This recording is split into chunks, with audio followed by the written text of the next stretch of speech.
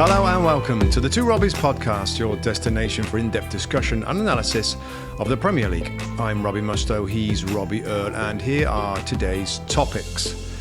John McGinn's early winner takes Aston Villa to second in the table after an impressive 1-0 win over Arsenal at Villa Park.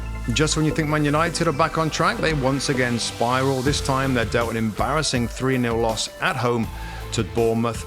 Tottenham bring Ange Ball back to the fullest after sweeping aside Newcastle 4-1 at home, and Everton take advantage of a slumping Chelsea and secure their second win on the spin with a 2-0 victory at Goodison Park. That's what we've got coming up in today's episode.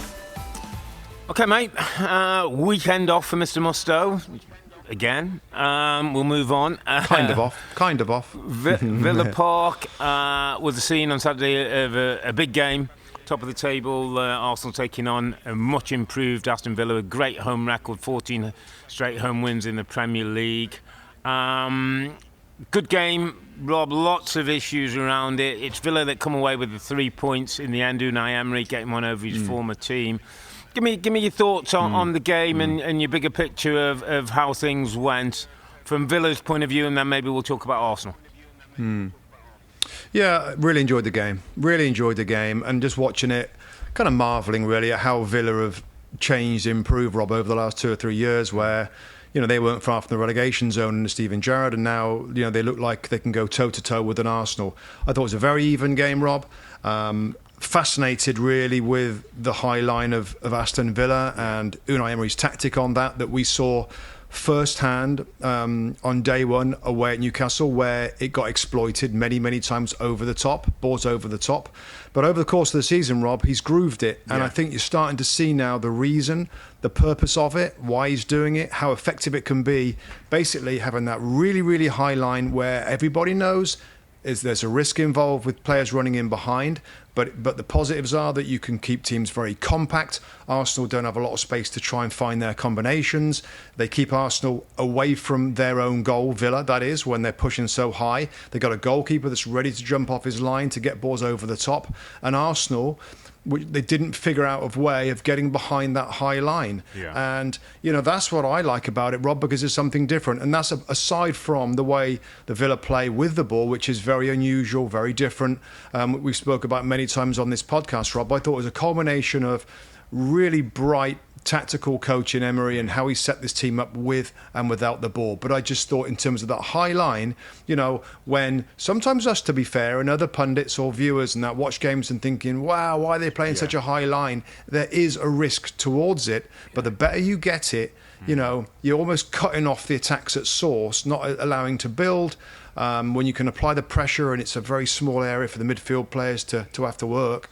I thought it was a great example of that, Rob, and that for me was the main reason the Villa won the game. Arsenal got a couple of looks, of course, good chances, which is always going to happen with that tactic. But I just thought, Rob, that high line was a great example. That's a clean sheet. That's not only Arsenal, Rob. Of course, the last game they beat Man City 1-0 as well. 2 clean sheets with that really high line that maybe stops these real footballing teams find the space that they desire. Yeah, I think it's well-made points. We did have a little breakdown, and then through time, obviously, the big NBC window we weren't able to do. But we had a little breakdown of the high line being pressed almost to the halfway line. The almost 6 players in those central areas that were dominating possession, with Watkins and Bailey often the two who will break higher up in the pitch to cause the problem. But that box of McGinn, Tielemans, Kamara and Luiz actually really broke down Arsenal, made it difficult for Arsenal. I thought second half Arsenal did a bit better. I thought once or twice Kai Havertz made a couple of good runs in from deep and they got in. But you're right, it's a risk-reward.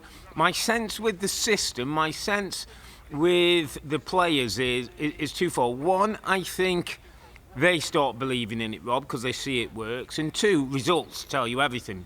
14 Premier League home games, 14 wins at home, tells you that you'll get a buy-in, mate, to anything if it's producing those kind of things. And I wanted to, you know, I don't know why. Yesterday I was watching a bit of TV, and it was showing you playoff finals, great playoff finals in the Championship to get into the Premier League. And it was going through the years, and there were classic ones that we all remember, the Man Cities and the Charltons and whatever. And then it showed the Villa one, Rob. 2019, 5 years ago, Aston Villa won the playoff final against it was Derby. It was Frank Lampard's Derby. Dean Smith, wasn't it? Dean Smith with John Terry as an assistant. The winner, the goal scorer that day that won the game was John McGinn, a very young-looking John McGinn. And I remember that Villa team, Rob, and I'm thinking 5 years ago, and then we forget Villa came up, stayed up the first year. Dean Smith did a good job. Second year didn't quite go as well. He gets sacked. Steven Gerrard comes in. We think, okay, different era, new set of players, ambitions of the football club. That didn't quite work out. Unai Emery comes in, and I was thinking to myself, Rob, I remember during the pandemic when Dean Smith banned the R word, which was the relegation. We're not going to talk about it. No one talks about it. We're going to get on with our business. You know how all that started. And then what made me really chuckle to myself last night was I heard Unai Emery say, or John McGinn actually said, we're not allowed to talk about the T word, the title. And I said, wow, in those 5 years, they've gone from the R word to the T word. That's how good they are, mate. It's incredible, the turnaround this football club. And do you remember, Rob, I think we had some conversations maybe a year or so ago where we've said, this is an ambitious club. This is a club that wants Champions League football. And right now, they are on track with this manager. Whether they win the title, I don't believe they will. I think it'll end up costing them. Yeah, listen, these players took Buendia's to come back, Mings is to come back, these players to come back. I don't think we're going to get a Leicester. I'd love to see it, and I'll be supporting them all the way. But Champions League football for Aston Villa would be a remarkable turnaround of where this football club's come from to where it could be heading. That is the target, Rob, and I totally agree with that. I'll just go back on the title challenge, Rob, and push you a little bit more on why it couldn't be a Leicester. Yeah. You know, we know that everything was perfect for them in terms of injuries and form players, etc., etc. The way that they did it, I'll never forget that. The energy that they used, and they suffocated every team they played against. Now, I'm not saying that Villa are going to go and do it, Rob, but I still think. I think in the conversation, you both say, certainly Phil Neville said they're not going to win the Premier League, and that's obviously a strong take on it. Yeah. But I think, you know, they have a chance of winning the Premier League. They that's just what do. I said. Exactly the same that I said. If you're sitting third in the table, Rob, with the amount of points they got, they're in a title race. You're 2 points off the top. You've just beat Arsenal. You've just beat Man City, and kept clean sheets in both games. You're in a title race right now. Now, I don't know how long it's going to last for, and maybe the tactical side of it. We just talked about the high line. Maybe the teams will get in and they'll drop down. But when you look at the league table now, and the top four are between 33 and 37 points, and Villa are right in that at 35 points. And it's not as though we're like 6, 7, 8 games in. We're 16 games in. We're almost halfway there. They're in the race right now, and I think we have to. Well, I certainly think that why not? I think the fans will believe that they can. Why can't they? You know, just beat the two main favourites for the league title in City and Arsenal before the ball was kicked. So no, it is. It's remarkable, mate. What I mean, let's face it. It's one guy, Rob. It's a manager. It's the coach that's come in and changed everything with his tactical acumen and his detail. And we know the hours and hours in meetings and on the training ground that he's got to get to this point. We know he's obsessed with football, and he's showing with this Villa side that. I mean, I just love to see a packed Villa Park absolutely bouncing. I got some friends again that are Villa fans that really can't believe what's happening at their club, and it's just a great story, Rob, and fully deserved. And I just thought it was a deserved victory against an Arsenal side that didn't do a lot wrong, Rob, and played some good football and had their looks at goal. Didn't take those chances. I still think, just going back a little bit, Rob, and what you said, I thought you were going to hit it and you didn't. It probably will be a matter of time before teams start to figure out, this is the thing with the Premier League, Rob, isn't it? You know, a team can do something differently and get an advantage for a period of time. Now, it might be that all right, Villa, okay, we've got to get midfield players making runs in, you know, whatever it is, then it's probably going to be a deeper runner to break the offside trap, because Arsenal got caught many times on the offside. Somebody probably will figure it out, and the teams will start to figure out the high line, possibly. But just swinging it back to Arsenal, Rob. I mean, anything that was out of the ordinary, disappointing. This is a difficult away game. I think you said it. One of the toughest places to go, if not the toughest place right now. Anything disappoints you about Arsenal? A little bit of sharpness around the box. I thought an in-form on top of his game, Odegaard puts one of the 2 good chances he's got. They work it well. Havertz gets in. He comes across the box, and the one man you'd want in that situation, I thought, didn't quite deliver for them, mate. I thought Saka looked a little bit like he very rarely do I see Saka look like he's got the hump a bit. He's not happy with himself or the game, or he looked a bit off. I don't know, and I don't know if that was the way he was being played. I thought Digne did a really good job. Well, having seen him against Man City, where he played high and pinned Walker back, I think they realised his threats were wide. He was much more disciplined in his role. I thought he did a good job on him.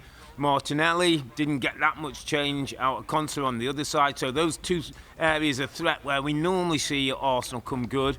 Just didn't think the front player sparked for them, mate. I think that kind of felt like the difference for me. Just a couple of things on some big decisions read by the referee, which is almost every game. We should bring it up real quick. I think there's a couple of them. The foul on Jesus in the box. That I think it was Douglas Luiz at one of those where he gets to the ball second and he makes contact. We saw one earlier in the day, I think at Liverpool, where we saw a couple of Konsa modern.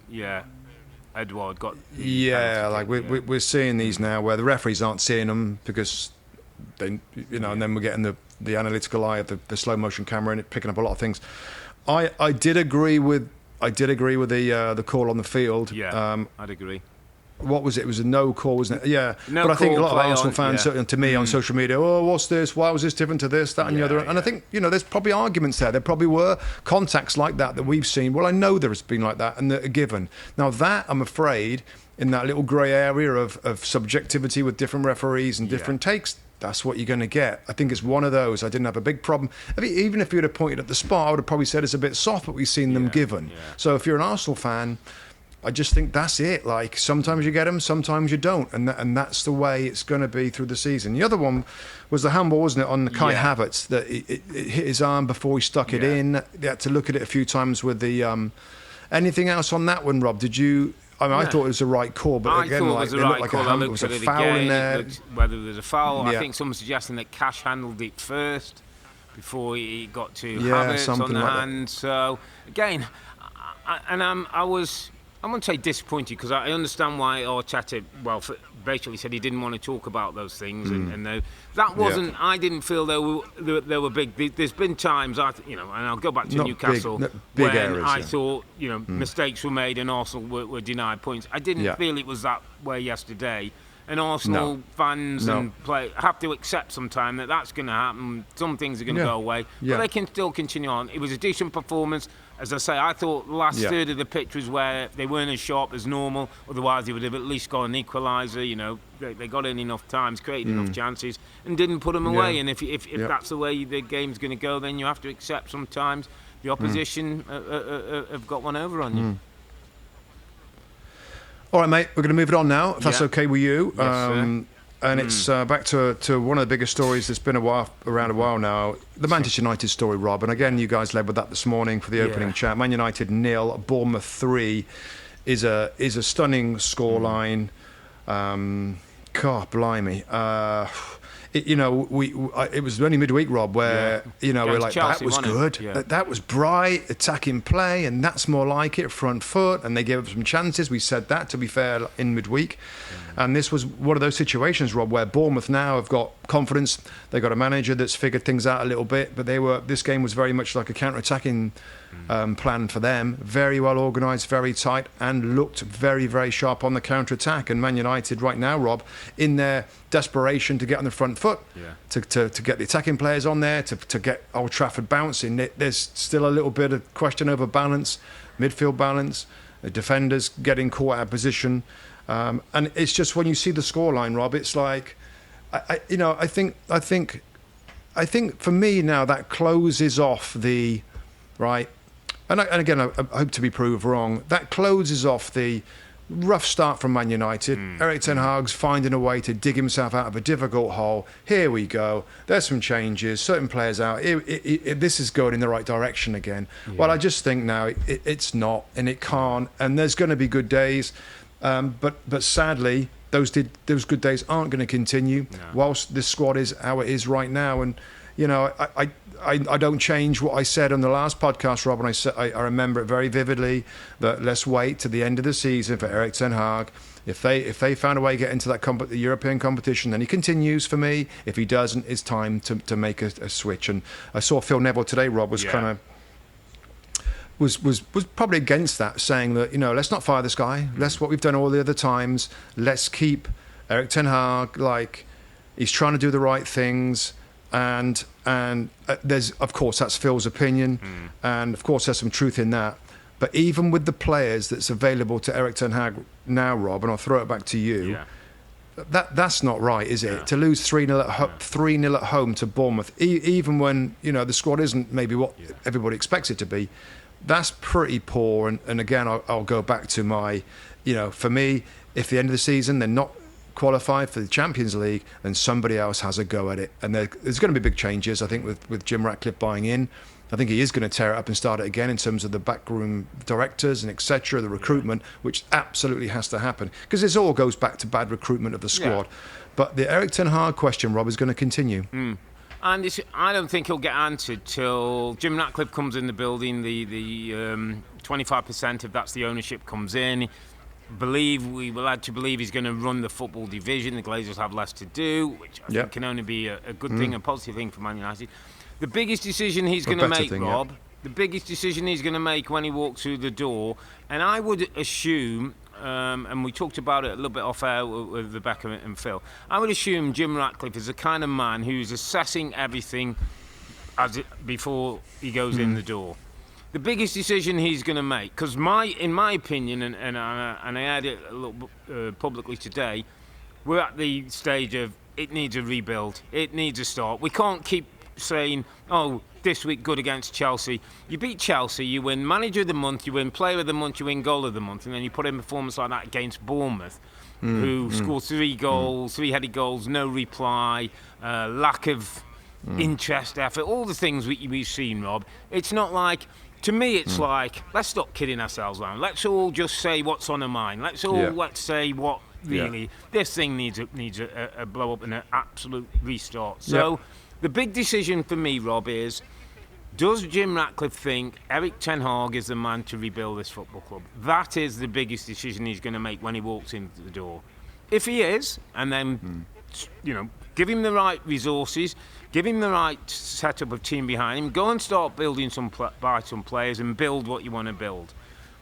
Where I don't know, I've got to be honest, is how Jim Ratcliffe is viewing Erik ten Hag at the moment and the job he's doing with a group of players who should be doing much more. I want to throw this one back at you, Rob, as well, because I kind of was...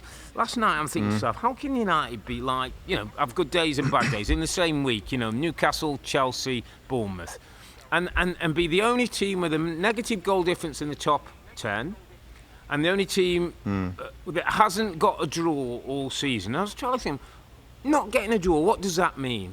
Kind of means on good days when we're playing and we fancy it and everything, we'll win. And on the other days, actually, we don't turn up, we're not... I mean, in those days where you're not great, but you scrap your way back and get a 1-1 draw, 2-2 draw or something, United don't seem to have those days. Well, they don't, and there's a stat that came through with Opta after the game, Rob, and it was Man United have conceded 3 or more goals in 5 different home games in all competitions this season. The last time they did that, they did so in more different games, was in 1962-63. So when it's not going right, they collapse, like they just fold and concede a ton of goals, and there has been a lot of those. And I don't know. So what you're saying is they're all in to try and attack, and if it works, great. They score goals and win. Yeah. If it doesn't work, then they get caught on the other end of it. I mean, it's just not. I mean, this is not Erik ten Hag's kind of first few months here. I mean, he's had plenty of time to assess what he's got, assess what style to go with his team. I mean, there was boos, the whole Martial starting instead of Rasmus Højlund. Højlund comes on, to good cheers and boos with Martial. I mean, I don't know. And you're right, Rob. And we're going over old ground a little bit probably here. I think you're right. I think Jim Ratcliffe will have a sense of. I mean, I think the most likely for me is that he'll continue. It depends when again, for me, it'd be the end of the season. But if you're Jim Ratcliffe and you're thinking most of the problems, and to be fair, most of the problems are through recruitment, then if they get that correct, and if better players start to come in, then maybe he is the guy. There's three parts to it. I think we said it on the show, Rob, last weekend. There's the tactical side of it, and I think he's a smart tactical coach, though maybe we're going back on what we've just talked about, there's a man management side, which is a big question mark. Yeah. Big question mark about man management, falling out with players, the Jadon Sancho thing, how he's handling that. And then there's recruitment. And if the recruitment gets better, then maybe the thought is that he is the man to do it. I should not mention this, mate, but I can't help but think it. And I mentioned it at the last one. The game we just reviewed, and in thinking about people who might come in instead of Erik ten Hag, Rob, Unai Emery, and I'm only chucking out there as a bit of fun, right? Villa fans, don't get too crazy about it, but just listen to this. In terms of his experience, his ability to win competitions, domestically and internationally. He's been around the Premier League a little bit now. He's been in a big club at the Premier League and Arsenal. Didn't work very well. He's showing himself now what a superb coach he is. I think his attention to detail, his work ethic is perfect for Manchester United. It's hypothetical, mate, but if there was going to be somebody other than Erik ten Hag, because people have said to me, well, who? You keep talking about maybe him leaving the club, or who's going to be next? Would Unai Emery be an option for Man United, and would he, I mean, I'm sure he's got a brilliant connection with those fans, and I'm not sure he'd want to leave for the spotlight of Man United. But is it a terrible shout? Unai Emery could be targeted for Man United? Not a terrible shout at all, and it's funny you say it. So me and Phil, after the game yesterday, were chatting away. Phil's obviously Manchester United through and through legend, and we were talking about possible views, and I kind of threw it to him. Could they go and get an Unai Emery? And Phil came up with a very, very good argument as to why that might not be the right thing. That Unai Emery tends to do it with a set of clubs that are a little bit below that very top echelon. And so moving him to Manchester United might be the same as a Ten Hag.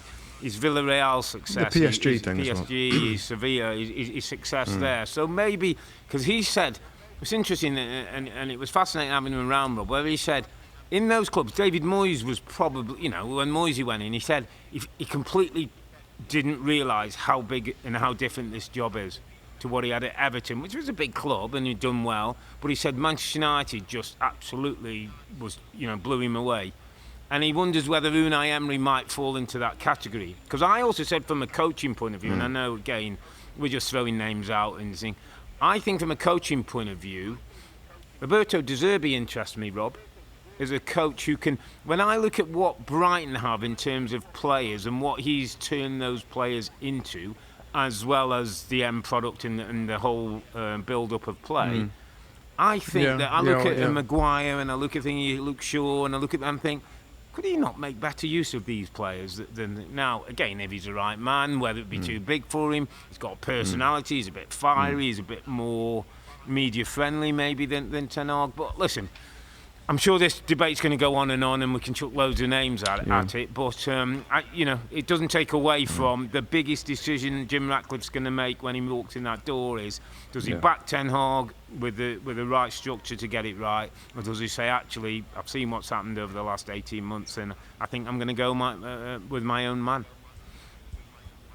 Just quick before we move on, Rob, we've got to give Bournemouth some credit here, by the way. Of course, and Andoni Earle, that's really starting to figure it out. 19 points now, Rob, and playing really good football. I thought there were signs a few weeks ago. I think I said quite early, like, they're playing a little bit better now.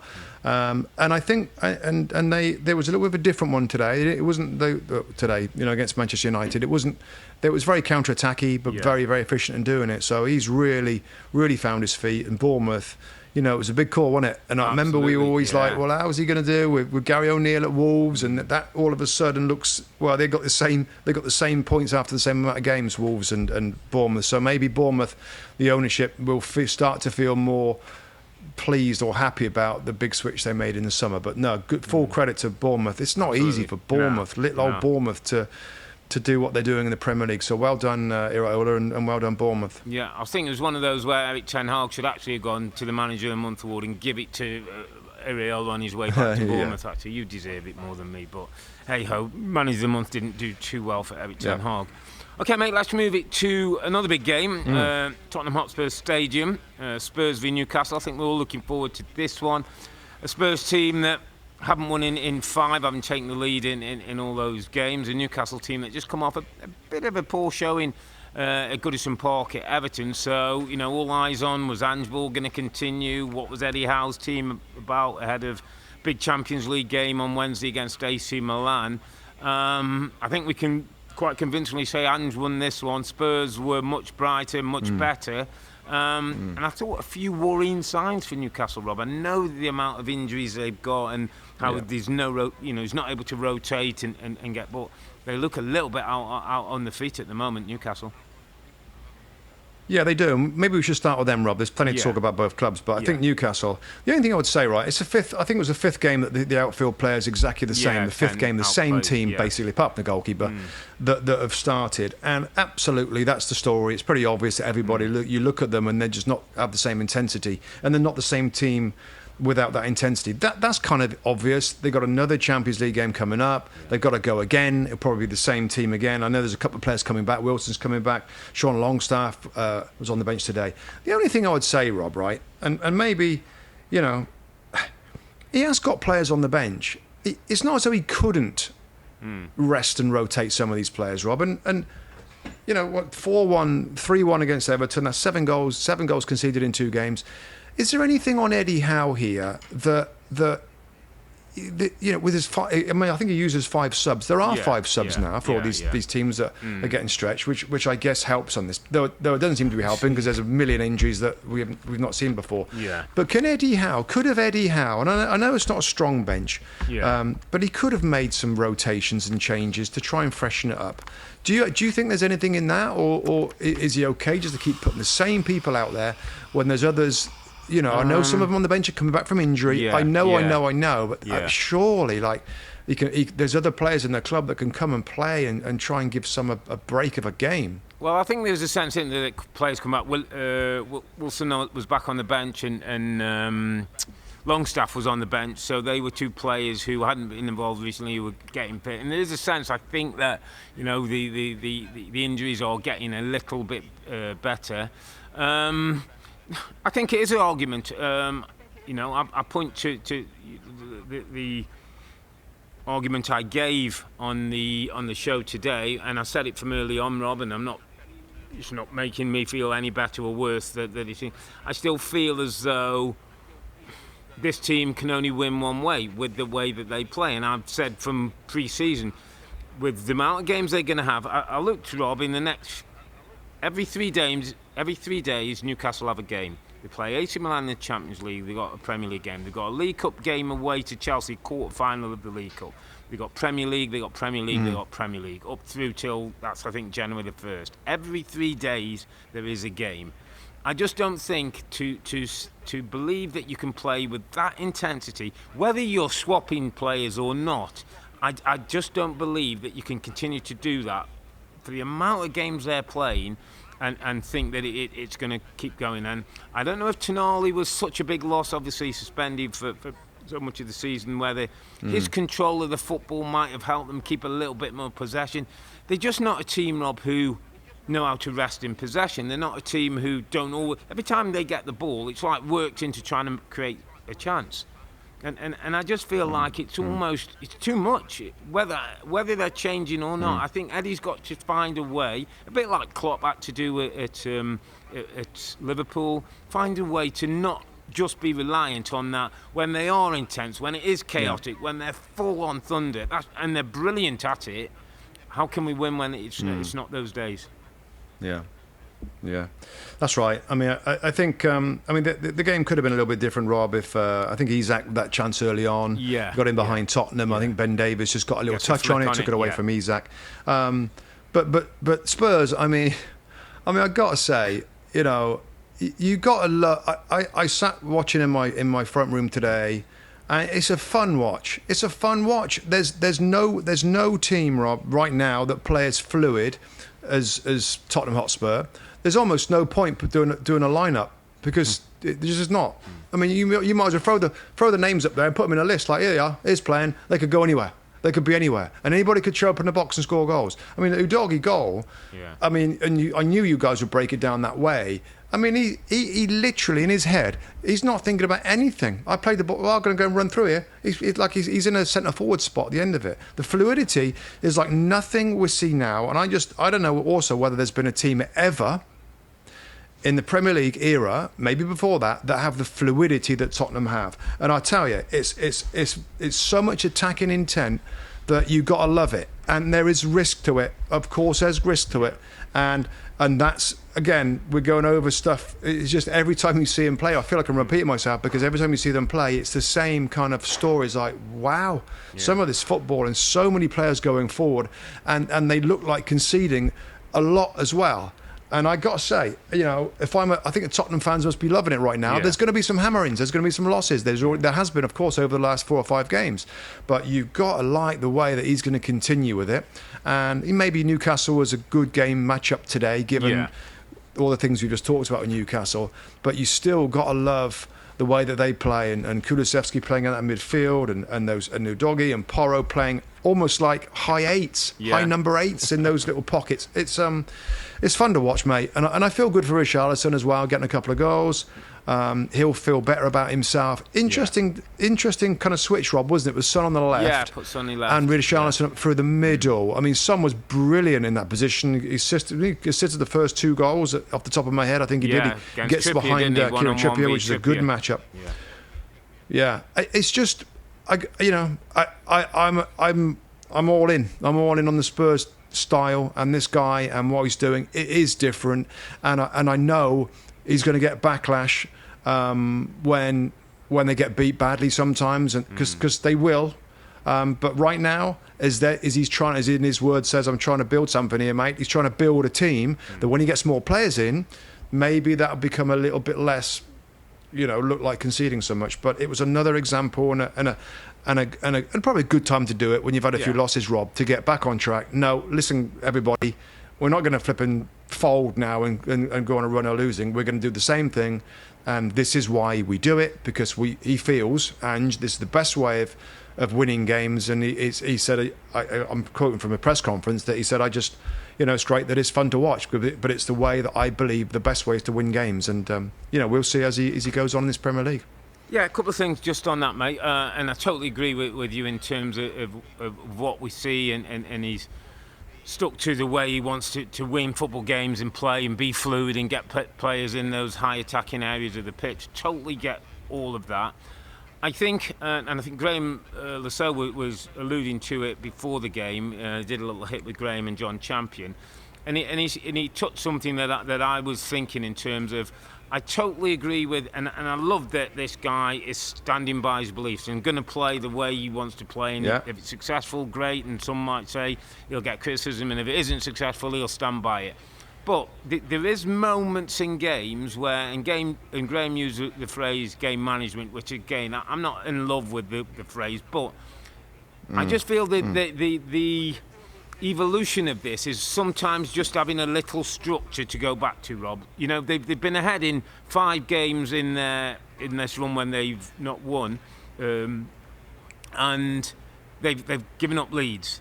Now, I'm not saying to change your mindset, change what we're going to do when we go, but is there little triggers that say, actually, for 5 minutes here in the game, let's just be this team. Let's have this structure. Let's just know where we are. Right, now let's go again, handball time. That's something I'm wondering, can he develop into the system and the psyche of the players? But it's not just going forward, let's attack, let's score more than the opposition. Every now and then we've got to be a little bit protective in this league because it's so dangerous. My second point, Rob, and this one slightly worries me more than the first, is Christian Romero is becoming a liability. He just got back in the team. He's come from a 3-game suspension where he's had a terrible challenge. He comes flying out of the back. He gets the heel of Callum Wilson. Could on another day with another referee in another situation, could be seen another ban. His emotional control, and yes, he gets caught up in it. Maybe it's a Spurs day and they're flying and they're winning and he wants to win. He's a brilliant player. He's a massive asset for the club, Rob. But he needs reining in on that, because if they're going to get to big games and you can't rely on him, if they're going to get to semi-finals of cups and Champions League one day and you can't rely on him, Rob, that he wants to show he's the tough guy, there's a problem. Yeah, so I think it's good. I think it's a fair point on number 2. The second point about Christian Romero, I think he's such an aggressive player. It looks like he adores the physical side of it. And you're right. Nowadays, you've got to be so careful. I'm just trying to sort of think how the manager can affect that and how he can change. He's 25 years of age. Looking up his age here, 25 years of age. I remember Arsene Wenger always saying famously that at 23 years of age, that's kind of what you got. The player, that's what you got. You ain't changing too much after 23. I don't know. I think right now though, Rob, and I get that, and that's why I thought the point when you said about in a late when this thing matures and they're in big games. I think that's a very valid point. Right now, I think there's like you said, he's a really good player. He's a World Cup champion. I think there's more issues, more things to address than that, but I absolutely take that on board. The first part of it, Rob, the first point you made there, and I get that, and that, but the only thing I would say on that, right, and again, this is just my take on it, when players have, and let's just say that your idea there is to go into a bit of a shell or a defensive kind of mindset for 5 minutes or whatever. What you're saying kind of like, okay, let's just rein it in, I think is what you said, for 5 or 10 minutes. The only thing I would say about that is, if that's an option to the players and to the team, you're giving them decisions to make about when to use that, or are we free from that now? Can we now go and do our thing?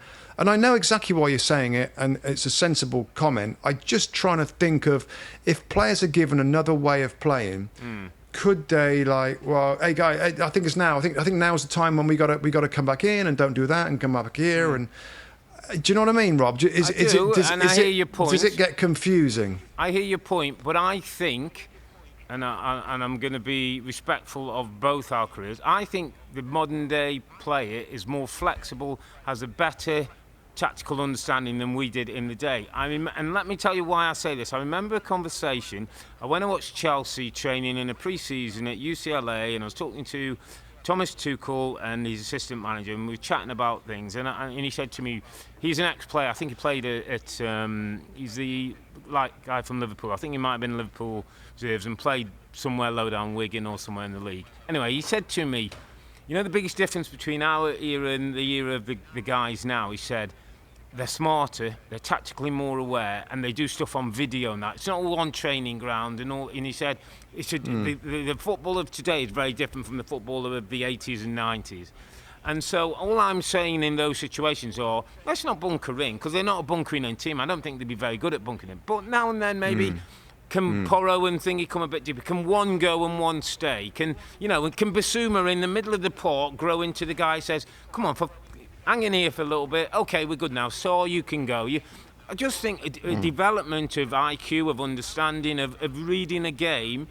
I think these players are capable of doing that without thinking we're going away from, I'm confused. Are we playing handball or are we not?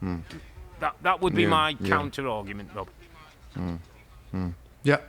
Yeah, good point. It's a good point. And I think it's going to be fascinating, Rob. I mean, whether he does that. I think there'll be times in games. I thought there's a little moment in this game as well where, sometimes you are forced back a little bit. The other team play really good. They've had, there is a defensive shape that I think Spurs have without the ball. So I think there's a little bit of that. Yeah. But I suppose it's in possession where you're saying, well, let's just hang fire a little bit. But where I think they were always going to try and do the same things. Anyway, it's something to kind of monitor going forward. Yeah. It was a good day. It was a good day at the stadium, Tottenham Hotspur Stadium, and a really good victory and feel good for Richarlison and Son. And again, the fullbacks, what they do is pretty remarkable. But no, it's interesting chat, Rob, and we'll keep that going as we watch the team develop. It was a good day. Goodison Park, my friend, is something we are starting to say on a regular basis. In Sean Dyche, you know what we do in Sean Dyche, my friend. We trust in the great ginger man. Yeah, I mean, super confident, in great form, great energy. I think the change that I made a note of was Ashley Young was in at right back. Yeah. For Seamus Coleman. Actually, Young went off injured as well, so that's something they need to be careful of. A couple of things that I want to, or a couple of people want to. It's actually three people I want to pick out. First off, some player that I think you pointed out a few weeks ago, Rob, Jared Branthwaite, the centre back, had another big game at central defence there. Another very, very big game. So that's an easy one. Dwight McNeil, I thought, was excellent, Rob, throughout the game. And listen, we kind of joked a little bit about this guy, and we joke about how good he is or not. But he is starting to excel, really, from a wide position. Of course, the manager trusts him from his time at Burnley. Sean Dyche knows all about him. I thought his influence in the game was very, very good, particularly with a lovely ball in for that first goal that Decore hammers in after the rebound off the goalkeeper. And I'll go straight to it, guy. The third guy I mentioned, and it's going to be my underappreciated performer, is the manager, Sean Dyche. And what an incredible job he's done at this football club in steering them in an awful situation last year and getting awful news of the 10 points deduction. He has been impeccable in leading a club out of a crisis, and through smart recruitment, because the longer he's there, the more windows. He has now created a team in his own kind of spirit, and he talks about mentality that we're seeing now, but it's got a bit of quality as well. The additions of James Garner in midfield, the addition of Jack Harris on the right hand side, and plus a couple of others are making his team better. But I just think, listen, me and you have kind of had a bit of fun with Sean Dyche over the years and about how far or who he can manage, and I've said, I don't know whether he can go. But of course, at Everton, he was always a very good fit, and now I think he is appreciated, Rob. So, many out there might say, listen, we love what he's doing. Yeah. But I just wanted to double down on it and say, wow, I'm not sure there's many other managers that could have handled the pressure, this great football club of going out of the Premier League with a new stadium, financial problems, the points deducted. To handle that the way he's handled it has been absolutely remarkable, mate. And I just wanted to give him a shout out and I'm sure he's not underappreciated, but I want to make sure everybody realises that from my side of things, what an unbelievable job he is doing in taking care of this great football club, and looks like he's going to lead them to safety again. I mean, there's a ton of time to go, and he ain't out of it yet, of course, but they look a good side. And what a great job he's doing, Rob. So I just wanted to give him a shout, Sean Dyche. It's a brilliant shout, and the Ginger Mourinho, you're never going to get an argument from me with Sean Dyche. The job he's doing, the team now looks set, Rob. It looks like, Phil Neville said to me today, it's like it's got Burnley structure with better players now, so they can do more. Yeah. And he said that's what he's showing. With better level of player, he can do a little bit more, and that was the question that everybody always said about Sean Dyche. Well, he can do that bit, but what's he going to be like when we've got possession? I think you're right. I think his personality for this football club is perfect. I think he represents it well. I think he talks well. I think he didn't sulk about the 10-point penalty. He told his players to brush it off. Let's get on with things. We just did the lowdown, Rob, and anyone who gets a chance to hear it. One of my questions to ask Rebecca Lowe was, who finishes higher this season, Everton or Chelsea? Let's remember, Everton had a 10-point deduction. Everton sits 6 points behind Chelsea. Who finishes higher? And Rebecca Lowe said, right now, I'd probably have to say Everton. No way. She said Everton will finish above Chelsea. Wow.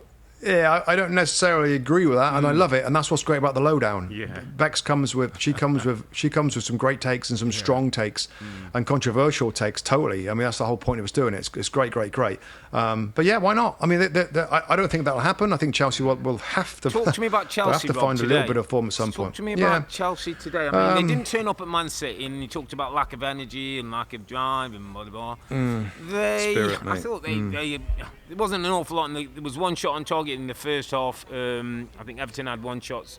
Chelsea didn't have any on target. I think there was a couple of efforts. Cole Palmer looked the most dangerous. Build up another injury for Reece James. Rob, we're hearing the hamstring that is for the captain of the football club, can't seem to get a run of games together, which doesn't help him, doesn't help the manager.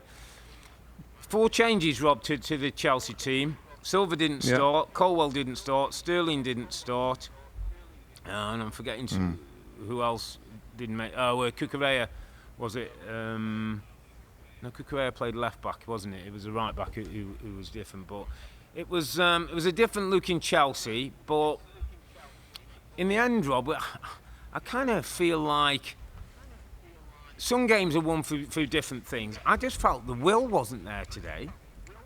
I mean, talk about the football, the create a couple of chances. I just sometimes think like the personality of Dyche is coming through into his team. And Beck said to me, well, shouldn't Poch's personality be coming through to the play? We know that there's still lots of questions, still lots of potential, still a lot of work to do. But shouldn't we see a little bit more of that? Let's just dig in here today and let's see how it goes. Yeah, it's. I think in general, Rob, today the build-up play is okay from Chelsea. Yeah. They kind of build up okay, and maybe that's right when you consider the midfield players they've got. Enzo Fernandez is a good footballer, is a World Cup winner with Argentina. Caicedo knows how to play in midfield, but I think it's at both ends, isn't it? It's at both ends. It's the defensive side of things, and it's the attacking side of it. There's no punch. There's very little punch in this game from their front players in the attacking third, and they look like conceding goals a lot. I mean, listen, we've talked many times about the money spent. Let me chuck this in for some comparisons, Rob. And this is a very Robbie Earle thing to do here. And we know the amount of money spent, the difference amount of money spent by Chelsea and Everton. Yeah. But is there that much difference between Cucurella, Mikalenko, Mudryk, McNeil, Enzo, James Garner, Badiashile, Branthwaite? That's just a few off the top of my head I made a note of. When you're looking at it, I thought it looked pretty even. But then you remember the amount of money that Chelsea have had to pay for some of these players, and they're on a pitch where others are looking equal, if not better than them. So it will always, for me, go back to the thought of all this money been spent on these young players that aren't proven. I think I've said it every single podcast, by the way, when we talk about Chelsea, because that's what worried me from day one, still worries me now, that a lot of these players aren't that great. So you don't have a great team, and great teams don't get great results, and they end up in mid-table. Now, maybe they're better than that, and people keep telling me. Somebody in social media said to me, when do we start pointing at Pochettino with all this talent? Yeah. And I think I just said, with all this talent. So so let me throw that to you, Rob. Yeah. Is this starting to look like a Pochettino problem, or maybe you're different to me, or is still the players not at the right level for him to do his best work? I think, and again, I don't like this phrase, but it's a phrase that's used. He gets a free hit this season. I've said it's a 38-game experiment. Every game he should be writing down what he's learned, what he's seen, what he knows, what he's still questioning. It's interesting. I had a note on my my research, Rob, for the game, and I said Pickford, Tarkowski, Branthwaite and Garner are better than Sanchez, Silva, Disardi, whichever you want, and Caicedo right now. Right now, the base of what Everton's got is better than the base of what Chelsea's got. Now, this time next season, Rob, if we are 15 or 16 games into next season and we're still having these same conversations, Poch is in trouble. But so it will still be his fault, even though we don't think the players are that great. Well, what I'm suggesting, and actually it's interesting, I'm glad you just reminded me, I think after the game today he's talked about we need to do some work in the window, which tells me that he's not happy with what he's got. I think he does. And he said we need to do work in the summer. So I'm basing on work in the window, time for the second half of the season, work in the summer, and then you get half the season following. By this time next year, Rob, we should know what Chelsea are. And if we haven't, Poch isn't doing his job properly, and I think questions will be started to be asked. Yeah. So just summarising that. So the more windows with the more influence that he can have on recruitment, and I think now they've got it figured out. They've got two directors of football. They've got it all set up, and maybe a lot of this has come from very early purchases of Todd Bowley and the owners when they first took over. That it's not helping now, but I agree with him. I think they need help in the windows. Anyway, well done Everton. Well done Everton. Chelsea fans are going through a tough period right now, and I thought it might have a tough season for them. But anyway, let's move it on, Rob, to a team that have quietly found themselves at the top of the league table. Crystal Palace 1, Liverpool 2. Somehow turned this game around, Rob. When I'm watching, it was the first game of the weekend, wasn't it? I'm watching the game, and wow, they struggled in this game until the big moment later on. What was the big moment later on? The Jordan Ayew red card, the two yellows. Yeah. Changed the game. But they've struggled before that. I thought Liverpool. Thought they were stodgy. I thought Palace did a reasonable job of doing what they do. But Liverpool's kind of pounced on the man extra was pretty stunning, wasn't it? And Mo Salah getting his 200th goal for Liverpool, 150th in the Premier League for the team in 247. It's a brilliant number. You got the deflection of the goal, but they found a way to win the game, Rob. And I think, like we can always say, and people can always say, and that's the thing with football, we won games. They didn't play great, but winning when you don't play great is the stuff of champions. So that could qualify for this game as well. What did you think of the game? I thought Palace had a reaction to the Roy Hodgson. He'd had a go at Palace fans, about what they expect. He went back on that. I thought his team put in a bit of solid performance. I thought they'd earmarked Endo, the defensive midfield player in the middle of the park, who couldn't get his passes off. The pace of the game hurt him. They closed him down. Well, he came off at half-time. Gomez came on at right-back. Trent went into that hole that made Liverpool a little bit better because his quality is better. And as you say, the Jordan Ayew thing changes the game because with a man up then and their attacking prowess, it was good. I think Klopp deserves some credit, Rob. I thought his second half subs were good. I thought Harvey Elliott gave his life. Curtis Jones came on. Konate came on for Kwanzaa, the kid who gave the penalty away. With Mo Salah, 200 goals in that space of time is incredible. And Elliott's come on to good effect in games and is a bright spark. And it kind of reminded me, Rob, I think of this game, that squads are so important. You've talked about what Eddie Howe maybe didn't do at Newcastle, and Pep sometimes you say comes off and doesn't use any subs.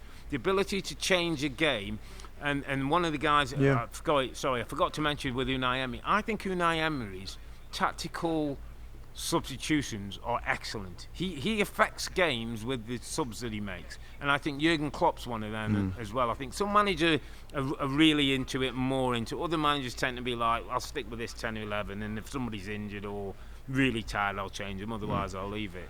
But no, credit to Liverpool coming back, and as you say, top of the table, mate. They're not playing anywhere near to their full potential, but quietly, sneakily going along their business. Just a couple of decisions, Rob, that I wanted to talk about. The penalty. Yeah. So, like you just talked about it, Kwanzaa on Jean-Philippe Mateta. Yeah, Mateta. I think we got this is like a modern penalty, isn't it? Yeah, it's a modern penalty. There's penalties now that aren't given because the referees they're looking at the game and it's fast and challenges are made. And they're like, well, there's something there, but that's fine, carry on. Yeah. But now, because of video, we zoom in on it, and look, he was a little bit late, and he stood on his foot. It's like, I mean, are we okay with this, Rob? Are we okay with the game being refereed at slow motion, really? And like any contact, it seems, well, not all of them, because there was one in the game, the Arsenal game, wasn't it, that wasn't given. So my question is, are we giving too many penalties when there's not enough contact? And the PGMOL that said to us at the start of this season or the start of last season, the bar's going to be raised for contact. Not all touches in the box are going to be penalties.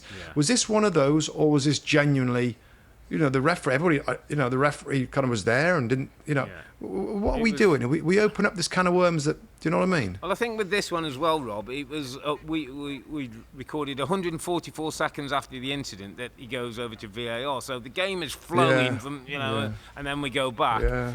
I think, as you said, and I think I said, it's the modern penalty. You go back, and then there's a tick list when you go to VAR. Okay, is there contact? Oh, yes. Does he catch a player? Yes. Does he get the ball? No. Oh, okay. Modern penalty. Tick. Away you go.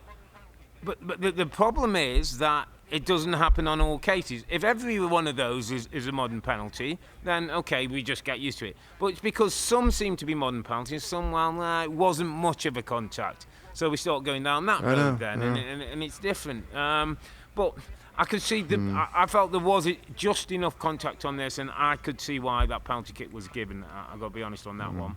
The yellow card one is the other one, Rob, and I think we've talked again on the podcast. Yeah. The 2 yellows.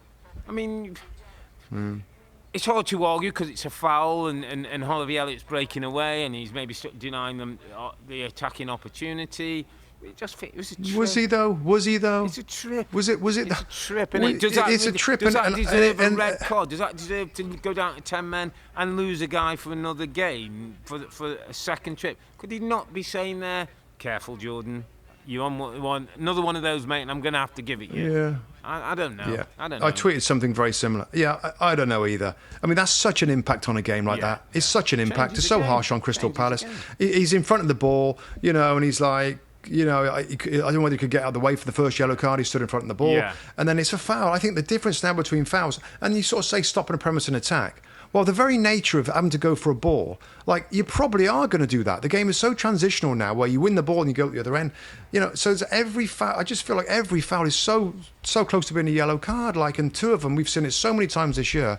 And not only did that affect the game and turned 3 points into 0 points for Crystal Palace, I mean, who knows what would have happened, but you know what I mean.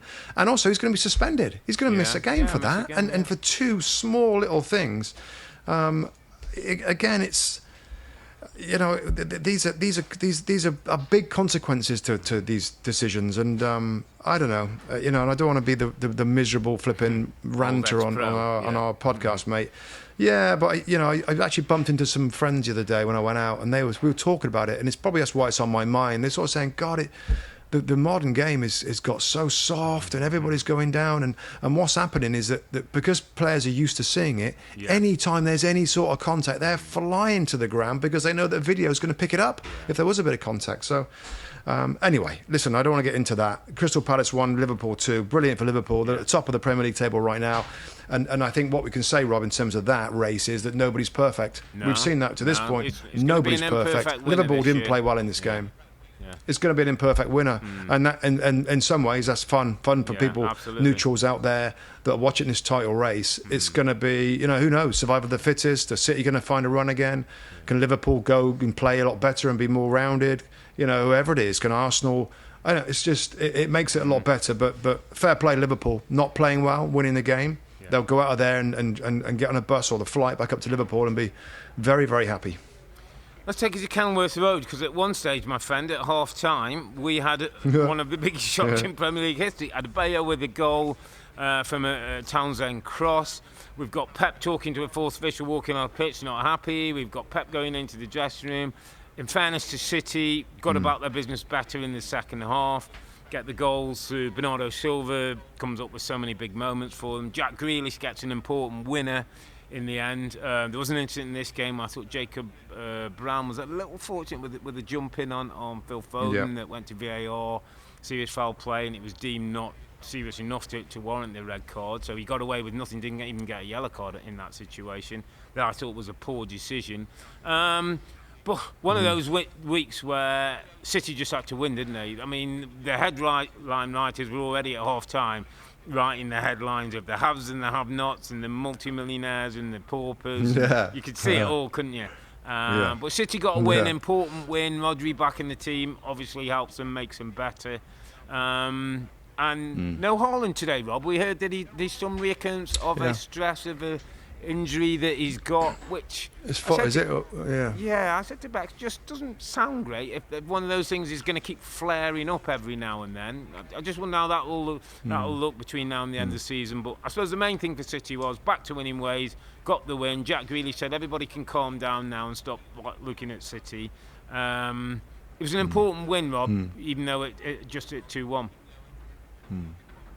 Yeah, I didn't see much of it. I saw the goals and the highlights. Of course, it was in that window and stuff's going on. Yeah. But don't worry about it. I was about to turn over. Second half, I'm turning over. I think I was watching the Chelsea game, the Everton-Chelsea game. I'm turning this over if it's still the same in 20 minutes. And of course, I look at the scoreline and it's changed. So, I didn't take a look at it. But no, we'll have to see what happens with that, with Earle and Haaland. It's funny, isn't it? Because the Champions League qualifying stage, all European competitions kind of coming to an end this week. I think it's the last match week 6, et cetera, et cetera.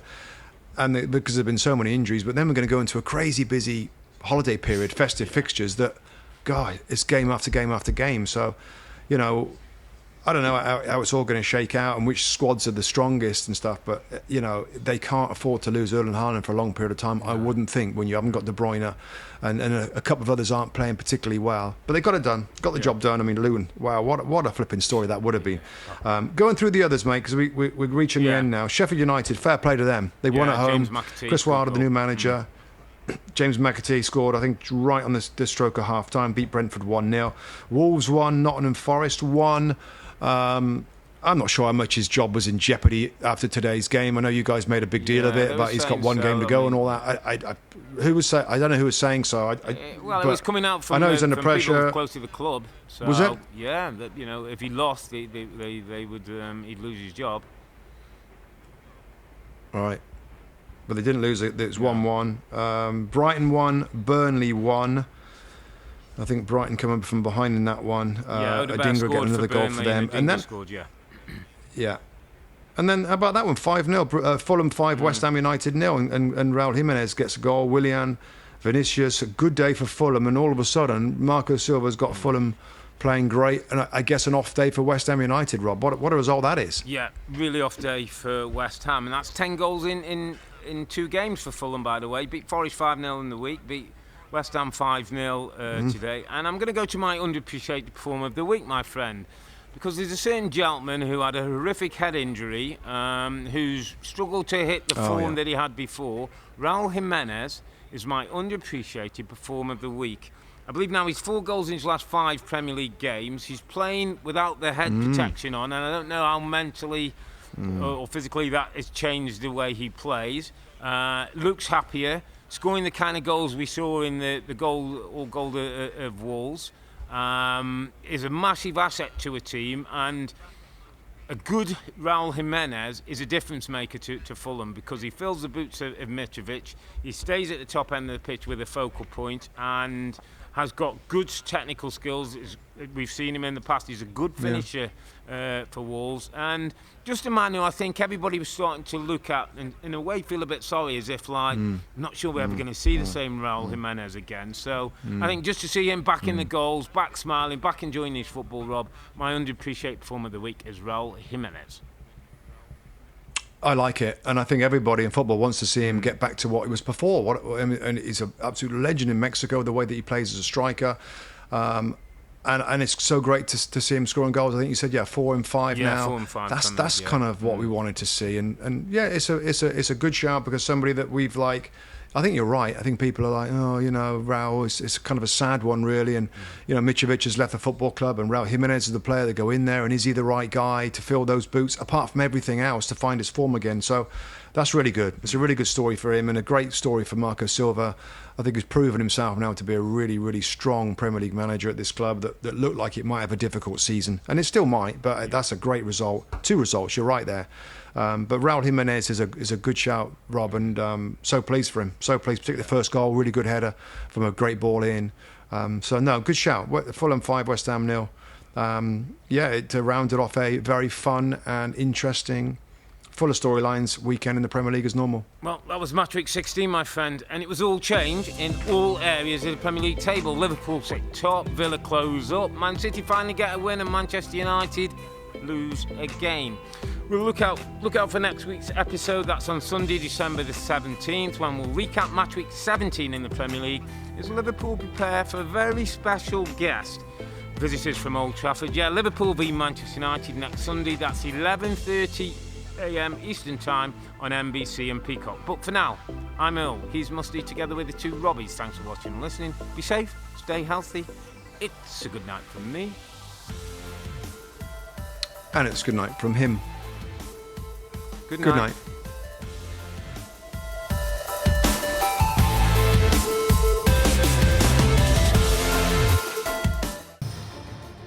Hi there, I'm Rebecca Lowe, studio host for NBC's coverage of the Premier League. Don't forget to hit subscribe to watch more videos all season long. And for even more Premier League content, from original series to live matches, head over to Peacock. And be sure to tune in for Premier League mornings every weekend on USA Network and on Peacock. We will see you there.